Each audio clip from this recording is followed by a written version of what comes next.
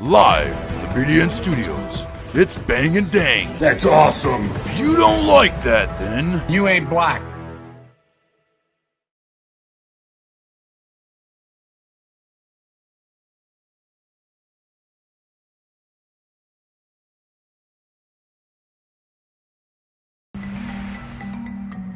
Welcome back to Outlaws and Gunslingers with your host Bang and Dang, and we are bringing you another one of the most famous incidences in, I guess it is still American history, even though the bad part didn't happen in America, but it started off. involved Americans, and I'm sure you guys have all seen the overhead footage of the 900 plus bodies laying all on top of each other after drinking a mix of cyanide-induced flavor-aid. Idiots. And of course, I'm talking about Jonestown, the most famous and probably deadliest mass suicide to ever happen.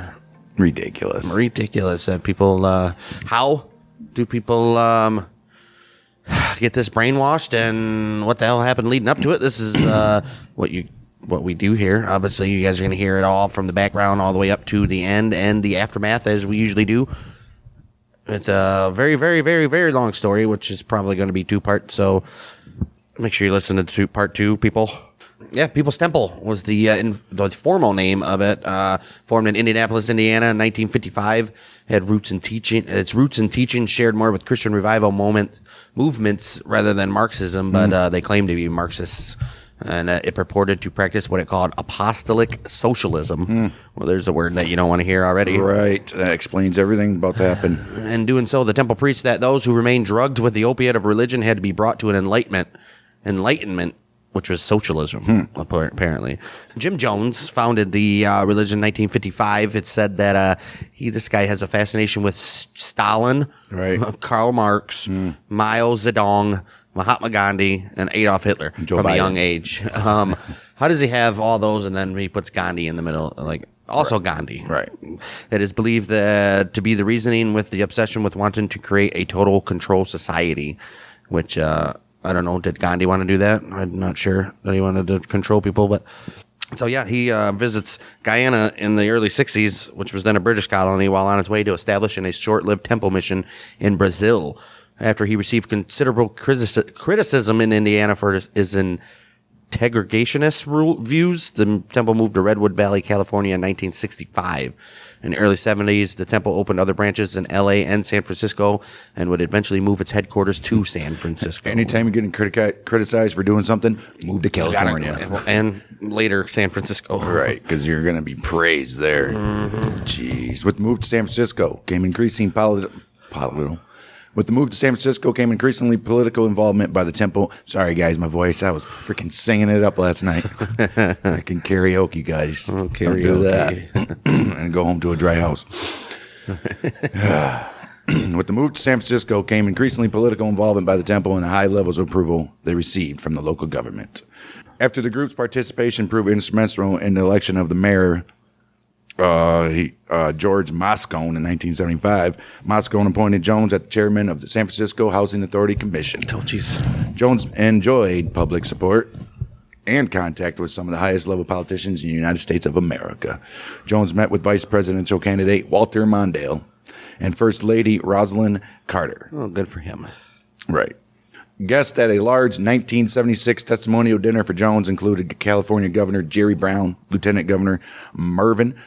That's a weird way to spell Mervyn. Mervyn with a Y. Right. Mervyn Dimely and California Assemblyman Willie Brown, amongst others. What's an assemblyman? I don't know. Did he work on assembly line? Yes, assemblies. Assembles men. In the fall of 1973, after critical newspaper articles by Lesser Kinsolving and the defection of 8 temple members, Jones and temple attorney Tim Stone prepared an immediate action contingency plan for responding to a police or media crackdown. The plan listed various options, including fleeing to Canada or to a Caribbean missionary post, such as Barbados or Trinidad. Yeah, you don't want to go there. For its Caribbean missionary post, the temple quickly chose Guyana, conducting research on its economy and extradition treaties with the U.S. In October of 73, the directors of the temple passed a resolution to establish an agricultural mission there. Yeah, all right. Sure, that's what it was. All right. Now they get the freely do their stuff without any type of American influence, I guess. No laws or anything like that, right? Down in Guyana, maybe. I mean, I'm sure the Guyanese, I don't know if that's the right word, but the Guyanese army's not too, or the regimes, I think it's probably communism back in, right? It was a British colony, so no. It was a monarchy, right? I don't know if it was when they went there, but it was when he visited in 1960. Right. The temple chose Guyana in part because of the group's own socialist politics. Well, there you go. Right. Which are moving further to the left during the selection process. Former temple member Tim Carter stated that the reasons for choosing Guyana were the temple's view of a perceived dominance of racism and multinational corporations' United States government. According to Carter, the temple concluded that Guyana, an English-speaking socialist country with a predominantly indigenous population, and with a government including prominent black leaders, would afford black temple members a peaceful place to live until they died. Until they didn't. I wonder if that was his plan all along, was to do the mass suicide. I don't know. Why would you kill yourself? He definitely had that plan in place, but obviously he believed it if he drank to poison himself. He didn't drink the poison. He didn't? No, you'll see. That's right. That's right. I remember. There's video of the night. Well, we'll get to the story. You guys already know a senator came down there and all that shit. But the night before he came down, or the night he was there, they threw a party. There's a good movie to watch about that. But I was actually surprised at the black membership in that group. I thought it was like mostly white. There was a lot of black people. There was everybody. In the movie that I watched, it was about maybe 4 months ago, which is crazy that we're doing this one. It was more of a horror story, but they stuck with the more true part of it, and added a little horror shit at the end, like a ghost or some shit. I forget what it was. But there was mostly white people. There wasn't any really blacks.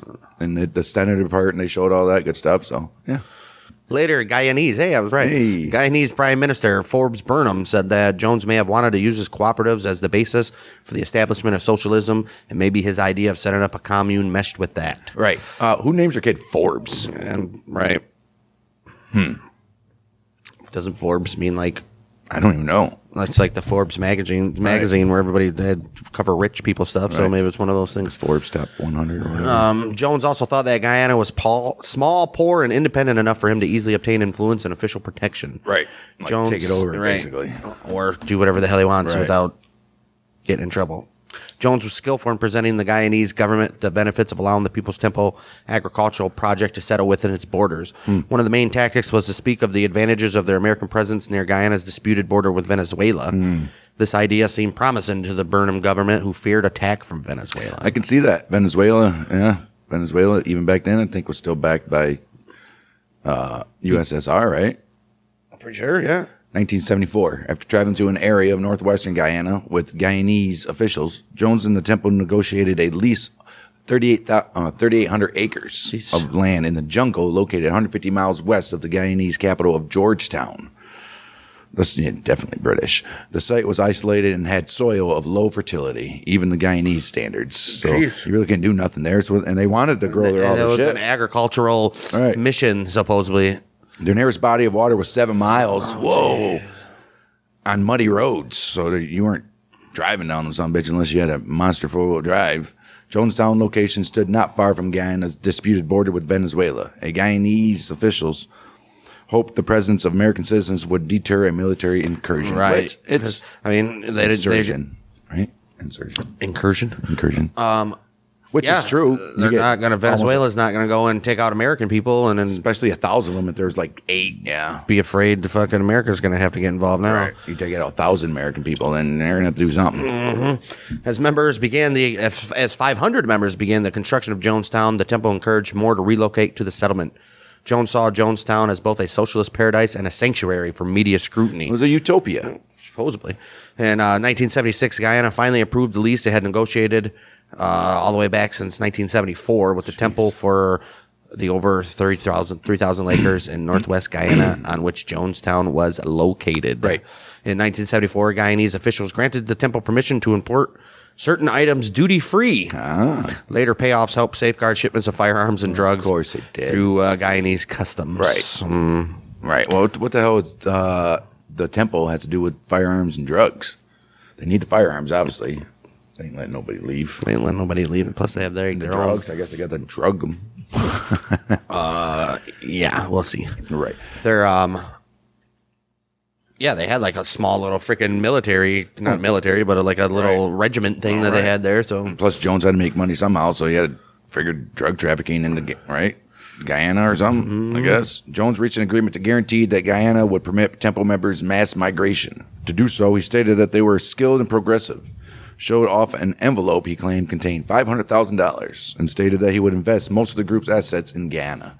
He goes, we're going to be here, so money's... I mean, we're obviously going to have to buy here. Right. The relatively large number of immigrants to Guyana overwhelmed the government's small but stringent immigration infrastructure in a country where immigrants had outweighed locals. Wow. Yeah. Guyanese immigration procedures were compromised to inhibit the departure of temple defectors and curtail the visas of temple opponents.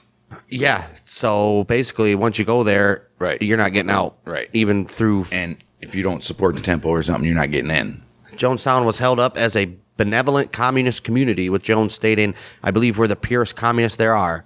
Jones's wife, Marceline, described Jonestown as dedicated to live for socialism, total economic and racial and social equality. Sounds familiar. Right. We are here living communally. Right. Jones Everybody has their fucking place or freaking place. Jones wanted to construct a model community and claimed that Burnham couldn't have enough about us, the wonderful things we do, the project, the model of socialism. I'm sure the guy did like it. Gonna rave. Jones did not permit members to leave Jonestown without his express prior permission. Can't even go like a walk in the jungle or anything. No. Outside the premises. No. Right. The temple established offices in Georgetown and conducted numerous meetings with Burnham and other Guyanese officials. 1976, temple member Michael Prokes requested that Burnham receive Jones as a foreign dignitary along with other high-ranking U.S. officials. Oh, wow. Right. Jones traveled to Guyana with Dimely to meet with Burnham and Foreign Affairs Minister Fred Willis. In that meeting, Dimely agreed to pass on a message to the State Department that Socialist Guyana wanted to keep an open door to cooperation with the United States. Dimely, I think it is. Damali followed up with the meeting with a letter to Burnham stating that Jones was one of the finest human beings that you will ever meet, and that Damali was tremendously impressed by his visit to Jonestown. Nice. Temple members I mean, you gotta talk up the guy's place, right? Obviously, you're his guy.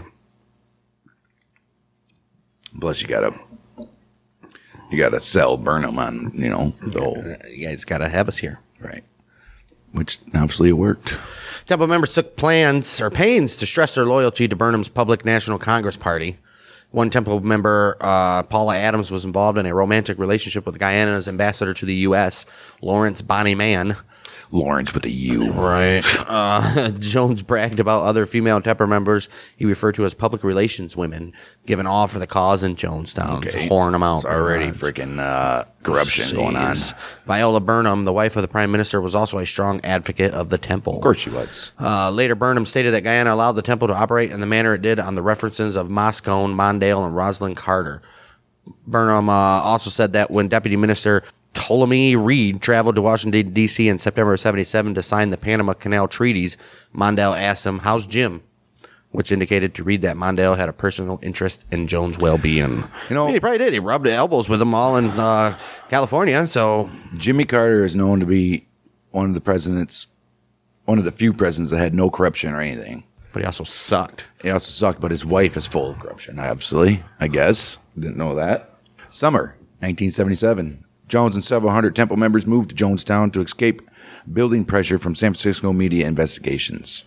Jones left the same night that an editor at New West magazine, I don't even know if that's still around, read him an article to be published by Marshall Kilduff detailing allegations of abuse by former temple members. After the mass migration, Jonestown became overcrowded. I bet. Jonestown's population was slightly under 900 at its peak in 1978. Many members of the temple believed that Guyana would be, as Jones promised, a paradise or a utopia. After Jones arrived, however, Jonestown life significantly changed. Of course, once you're there. Right. Entertaining movies from Georgetown that the settlers had watched were mostly canceled in favor of Soviet propaganda shorts and documentaries on American social programs. Oh, here we go. The brainwashing continues. Or starts, I guess. Bureaucratic requirements. Soviet? Yeah. They were fucking freaking Russia pals, man. Which you'll see. Bureaucratic requirements after Jones's arrival sapped labor resources for other needs. Buildings fell in disrepair and weeds encroached on fields.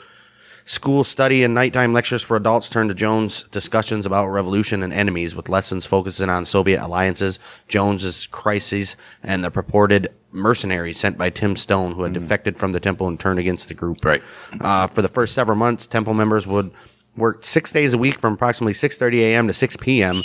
with an hour for lunch. In mid-'78, after Jones's health deteriorated and his wife began managing more of Jonestown operations, the work week was reduced to 8 hours a day for 5 days a week. Good for her. Yeah. Look for her. You got the weekends off. I doubt it. Probably not the weekends.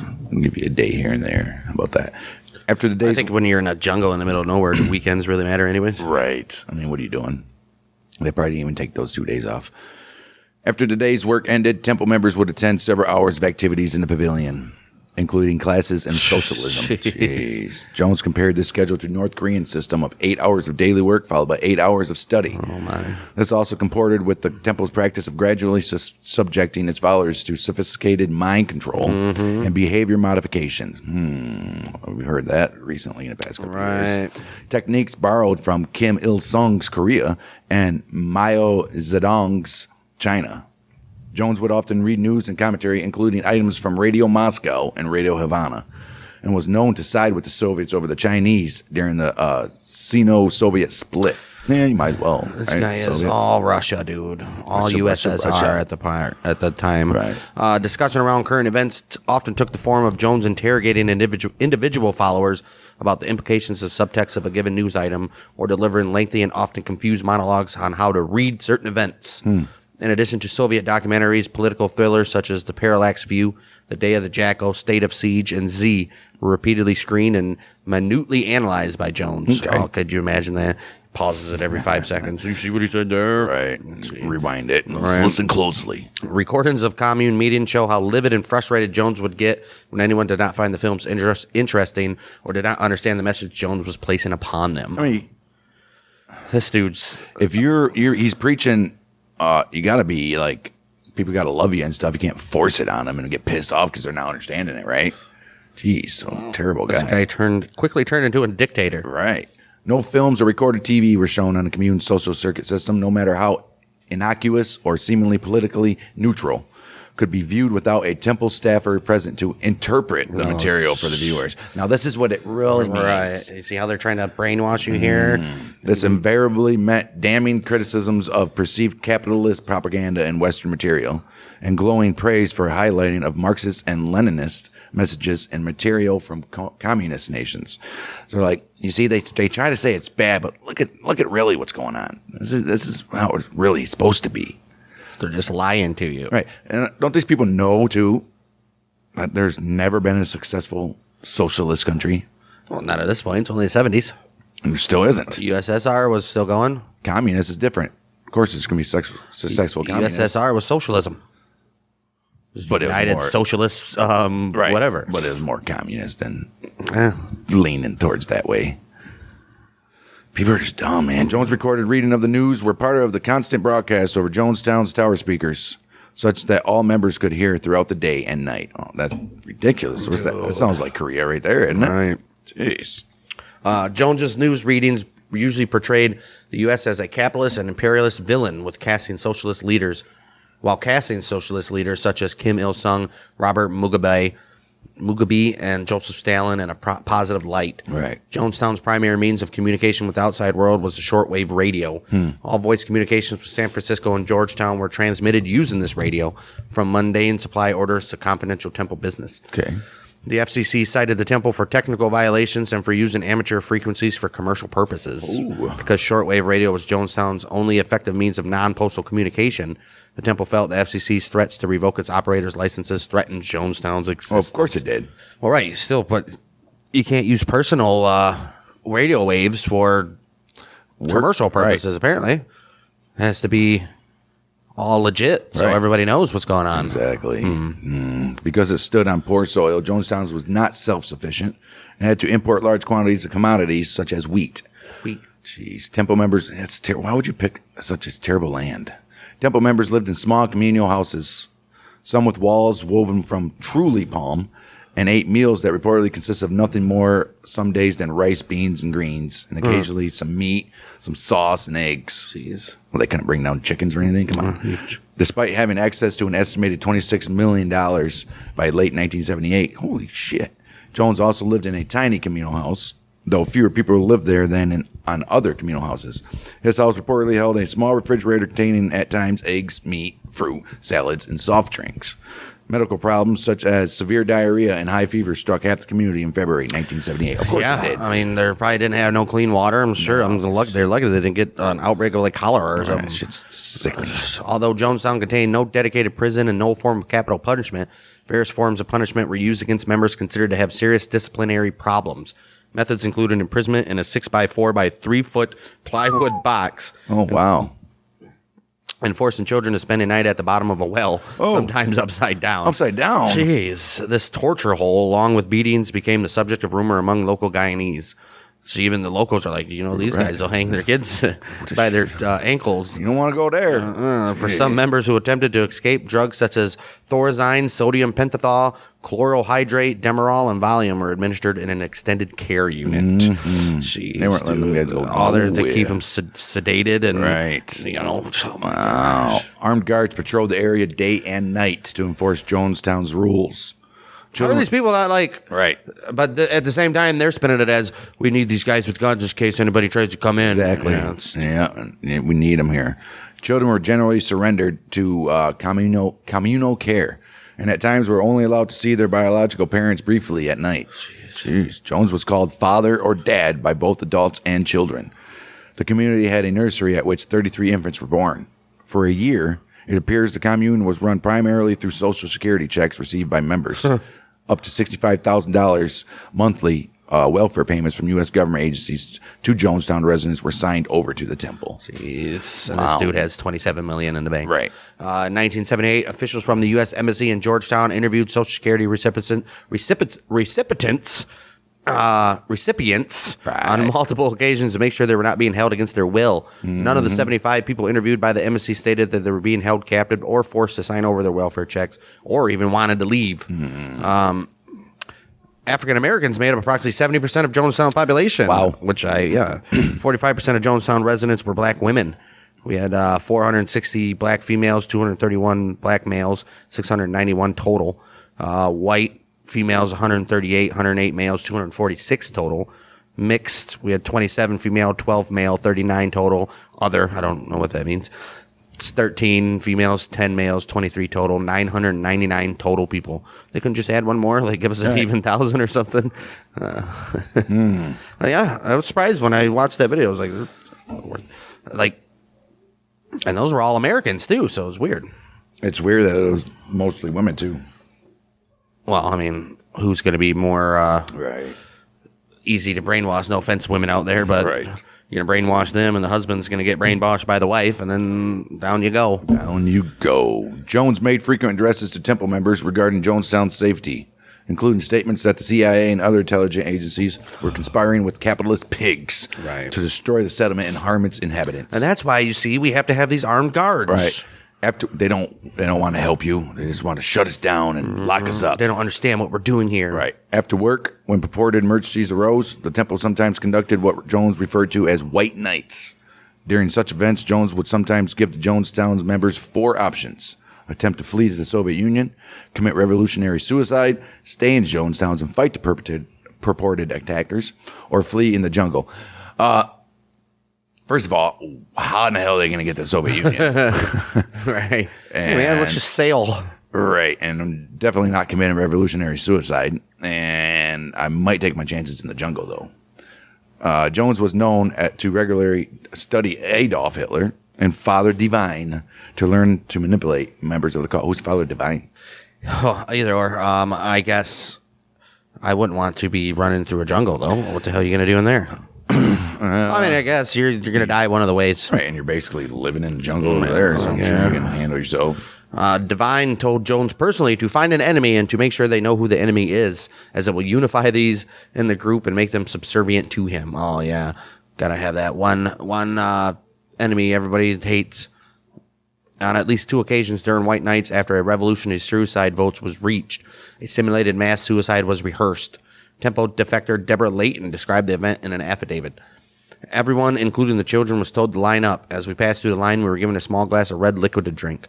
We were told that the liquid contained poison and that we would die within 45 minutes. We all did what we were told. Right, so even when they were doing the white noise, or the white noise, whatever the hell they called it, they didn't know if they were even getting poisoned then. Right. They just did it. They just did it, man. They could have died any time. When the time came when we should have dropped dead, Reverend Jones explained that the poison was not real and that we had just been through. So I don't even think they thought it was real the last time. They might not have, right? He was like, this was a loyalty test. Now I know. He warned us that the time was not far off when it would become necessary for us to die by our own hands.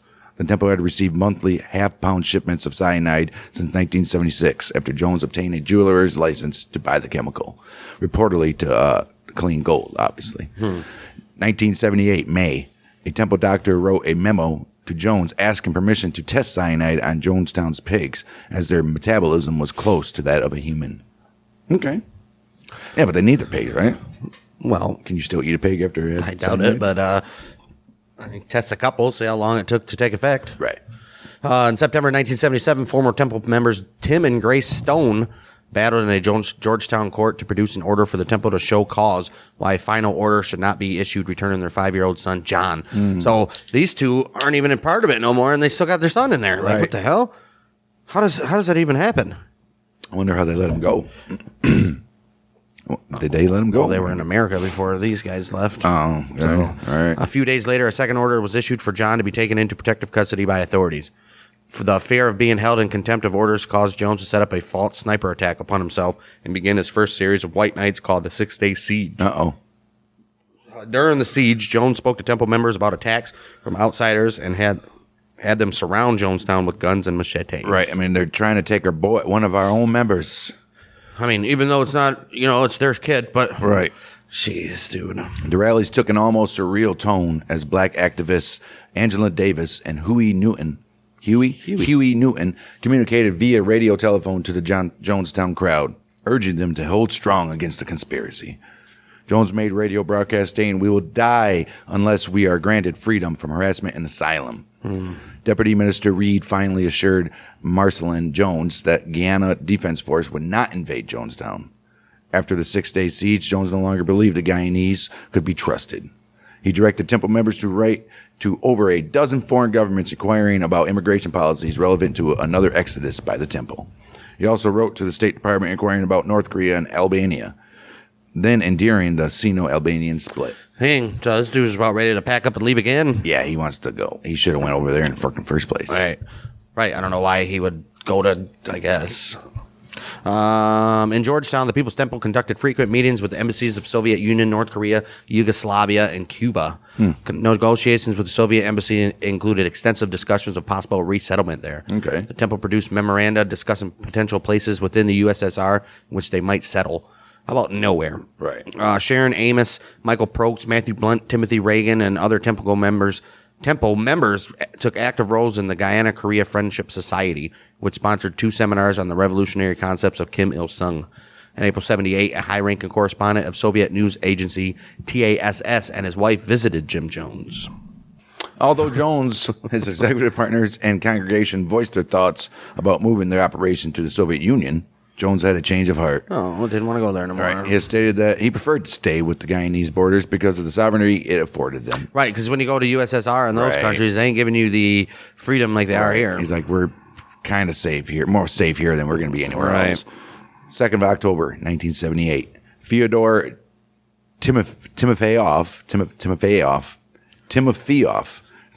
Timofeyev, counsel for the Soviet Union in Georgetown, visited Jonestown for 2 days, and he gave a speech. Jones stated before the speech, "For many years, we have let our sympathies be quite publicly known that the United States government was not our mother, but that the Soviet Union was our spiritual motherland." In the motherland. The motherland. Timofeyev opened the speech stating that the Soviet Union would like to send our deepest and the most sincere greetings to the people of this first socialist and communist community of the United States of America in Guyana and in the world. Both speeches were met by cheers and applause from the crowd in Jonestown. Following the visit, temple members met almost weekly with Timofeyev to discuss a potential Soviet exodus.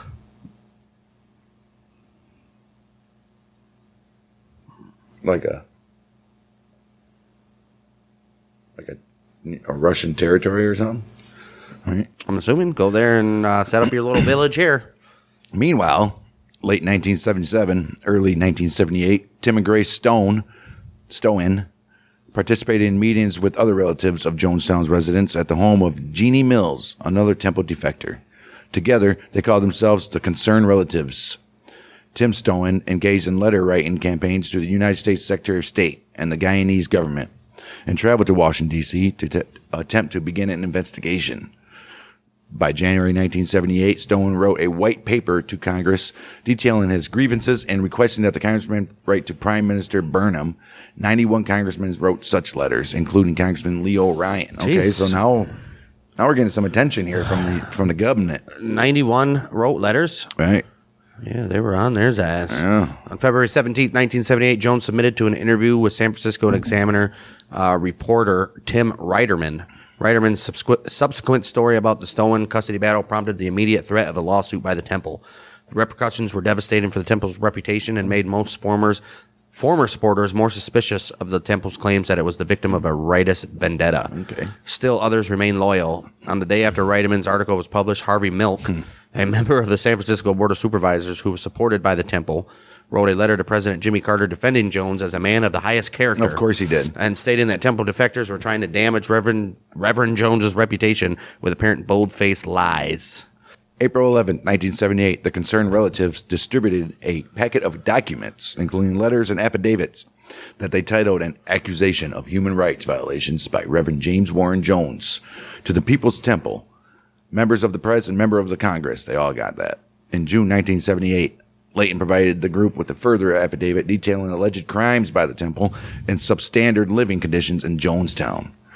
Tim Stowen represented 3 members of the Concerned Relatives in lawsuits filed in May and June of 1978 against Jones and other temple members, seeking in excess of $56 million in damage. Jeez.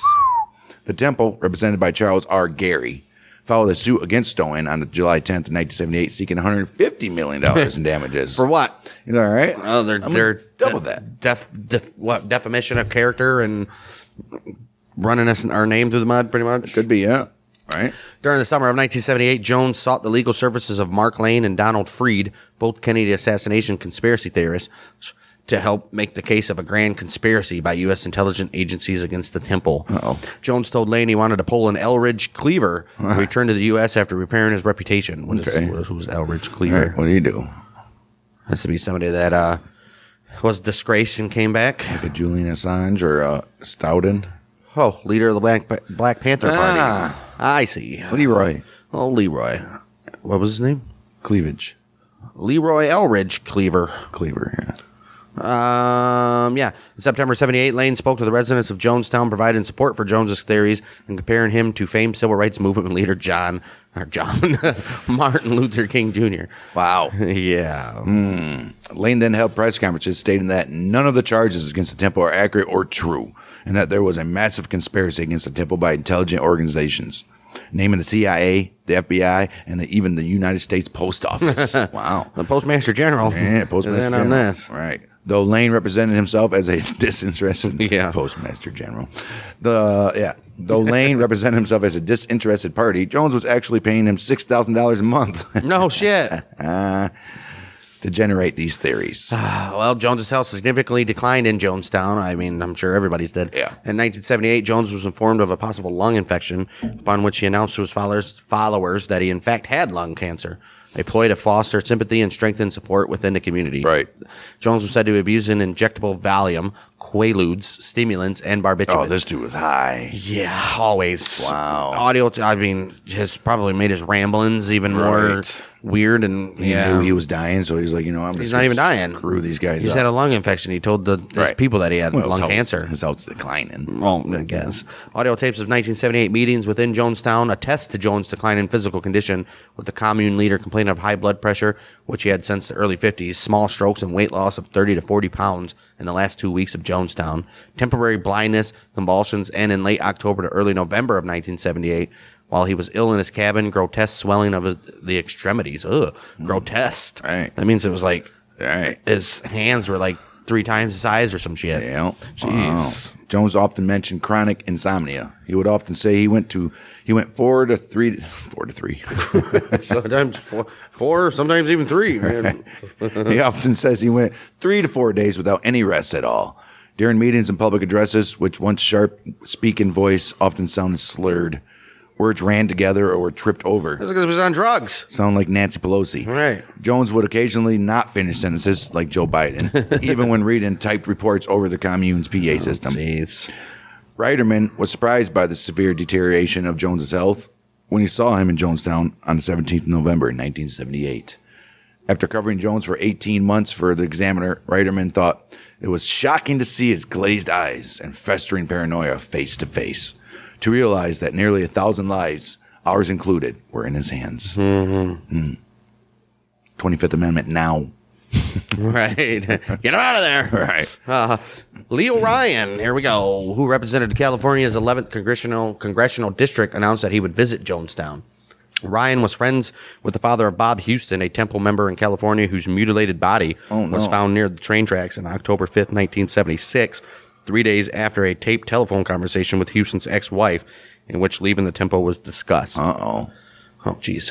Over the following months, Ryan's interest was further aroused by the allegations put forth by Stone, Layton, and the concerned relatives. On November 14th, Ryan flew to Jonestown along with a delegation that included Jackie Speyer, Ryan's then legal advisor, Neville Annaborn, representing Guyana's Ministry of Information, Richard Dwyer, the deputy chief of mission of the U.S. Embassy to Guyana. Mm-hmm. That ain't any relation to Bud Dwyer, the one guy that shot himself on TV? Very possible. Tim Reiterman, which is the guy covering Jones from the San Francisco Examiner. Greg Robinson, another Examiner photographer. Don Harris, NBC reporter. Bob Brown, NBC camera operator. Steve Sung, NBC audio technician. Bob Flick, NBC producer. Yep, you gotta have those guys. Charles Krause, Washington Post reporter. Dang. Ron Javers, San Francisco Chronicle reporter, and concerned relatives representatives, including Tim and Grace Stone. Oh, so they even went down there. They had to, right? Stephen Anthony Katsaris, Beverly Oliver, Jim Cobb, Sherman Harris, and Carolyn Houston Boyd. Wow. So now we got Leo Ryan and his delegation down there.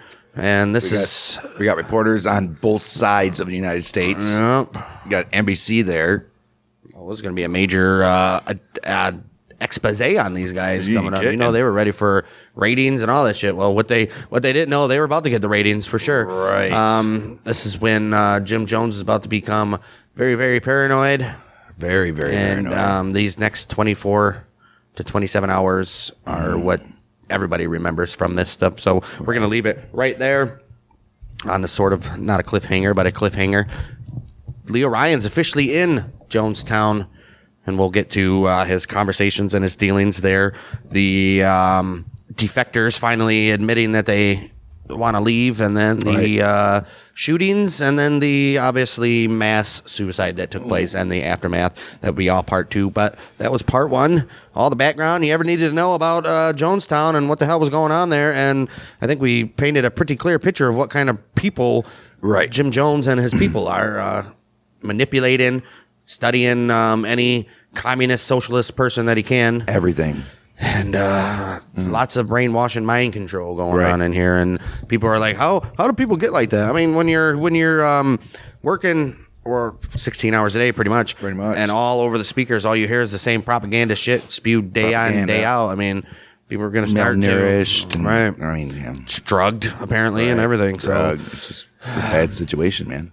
A lot of shit's going on here, but Leo Ryan has arrived This is part 1 of Jonestown. Part 2 will be next week.